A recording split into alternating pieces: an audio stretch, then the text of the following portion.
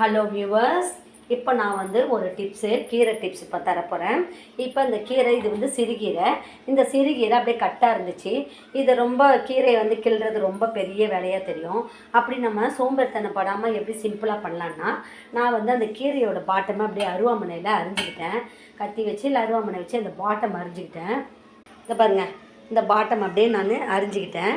அரிஞ்சிட்டு நான் என்ன பண்ணுறேன், இந்த பாருங்கள், இந்த மேல் பாட்டம் இந்த பாருங்கள். இப்போ இது மட்டும் இருக்கா.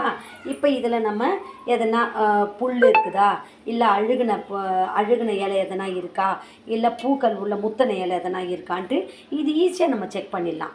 இப்போ அந்த மாதிரி ஈஸியாக செக் பண்ணும்போது நம்மளுக்கு கீரை கிள்றது வந்து ரொம்ப சிம்பிள் வேலையாக இருக்கும். இந்த பாருங்கள், இந்த கீரை வந்து கொஞ்சம் ஒரு மாதிரி இருக்குது, அதனால் இதை எடுத்துடுறேன். இந்த மாதிரி லைனாக அழகாக அப்படியே பார்த்துடலாம்.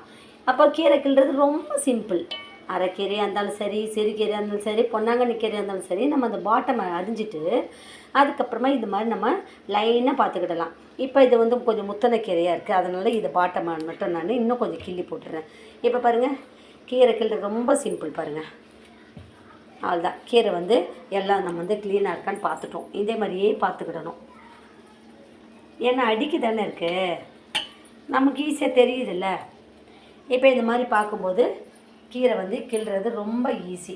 இந்த கீரை கிள்ற வேலை முடிஞ்சிச்சா? உங்களுக்கு இந்த டிப்ஸ் பிடிச்சிருந்துன்னா சேனலை லைக் பண்ணுங்கள், ஷேர் பண்ணுங்கள், சப்ஸ்கிரைப் பண்ணுங்கள்.